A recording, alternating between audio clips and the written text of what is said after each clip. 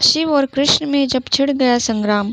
भगवान श्री कृष्ण विष्णु अवतार माने जाते हैं। भगवान विष्णु और शिव एक दूसरे के भी परम भक्त हैं। पुराणों में जो कथाएं मिलती हैं उनके अनुसार शिव को नहीं मानने वाला व्यक्ति विष्णु का प्रिय नहीं हो सकता। इसी प्रकार विष्णु का शत्रु शिव की कृपा का भागी नहीं हो सकता। लेकिन एक घटना ऐसी हुई जिससे भगवान शिव और विष्णु अवतार श्री कृष्ण युद्ध में आमने सामने आ गए और छिड़ गया महासंग्राम। पुराणों में शिव और श्री कृष्ण के बीच हुए युद्ध की जो कथा मिलती है उसके अनुसार राजा बलि के पुत्र बाणासुर ने भगवान शिव की तपस्या करके उनसे सहस्त्र भुजाओं का वरदान प्राप्त कर लिया। बाणासुर के बल से भयभीत होकर सभी उससे युद्ध करने से डरते थे। इससे बाणासुर को बल का अभिमान हो गया।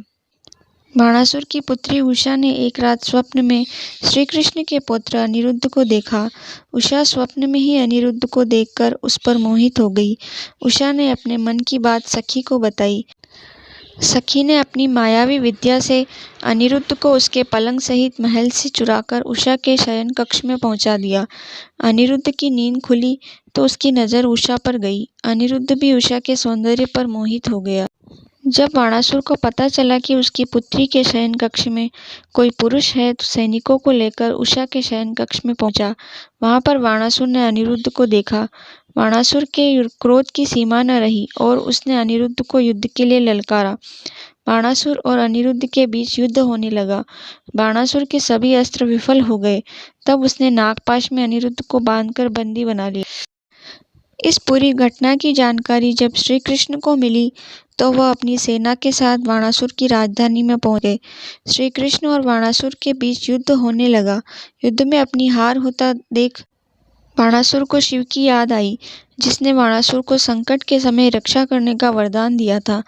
बाणासुर ने शिव का ध्यान किया तो शिवजी युद्ध भूमि में प्रकट हो गए।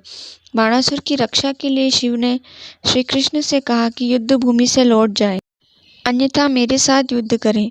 श्री कृष्ण ने शिव से युद्ध करना स्वीकार किया और छिड़ गया शिव एवं श्री कृष्ण के बीच महासंग्राम। श्री कृष्ण ने देखा कि शिव के रहते हुए वह बाणासुर को परास्त नहीं कर सकते, तो उन्होंने शिव से कहा कि मेरे हाथों से बाणासुर का पराजित होना विधि का विधान है। आपके रहते मैं विधि के इस नियम का पालन नहीं कर पाऊंगा। श्री कृष्ण की इन बातों को सुनकर भगवान शिव युद्ध भूमि से चले गए। इसके बाद श्री कृष्ण ने बाणासुर की 4 भुजाओं को छोड़कर सभी को सुदर्शन चक्र से काट दिया। बाणासुर का अभिमान चूर हो गया और उसने श्री कृष्ण से क्षमा मांगकर अनिरुद्ध का विवाह उषा से करवा दिया।